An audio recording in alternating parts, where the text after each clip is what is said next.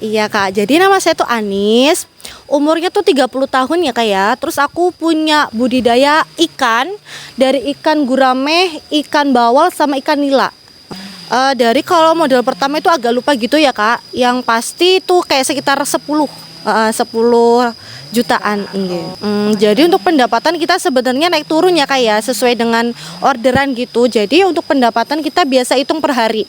Per harinya tuh sekitar kayak dihitung bersih, maksudnya bersih tuh jasa operasional, mulai dari kita pengangkutan solar gitu, terus pekerja gitu makan, minum, itu ke pendapatan bersihnya sekitar 500 sampai 800 ribuan gitu. Nah, terus waktu itu tuh pengalaman dulu tuh karena memang kolamnya itu kelebihan ikan, jadi otomatis kayak oksigennya kurang. Terus waktu itu kita lupa nggak nyalain kincir. Jadi kalau yang namanya ikan bawal itu harus banget pakai kincir.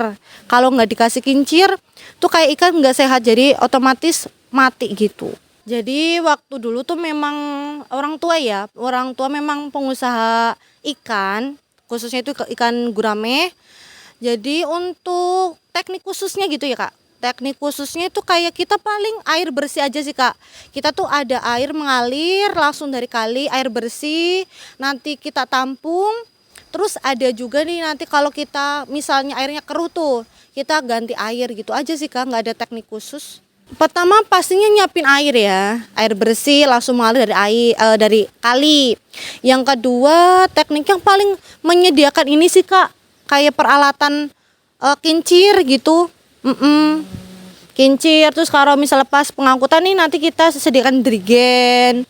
Yang harus dipersiapkan ya tadi itu ya. Pertama ada kolam pastinya ya, air bersih yang mengalir.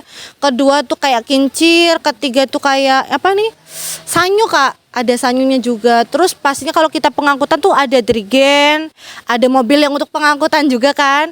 Terus ada juga nanti oksigen Kak. Jadi kita ada oksigen buat kesehatan ikannya tuh. Kalau kita misalnya pengangkutan nih jaraknya jauh gitu kan, otomatis dalam ikan yang banyak tuh harus banyak oksigen. Jadi kalau nggak ngandelin oksigen bisa mati semua Kak. Jadi kita ada tabung oksigen khusus ikan gitu.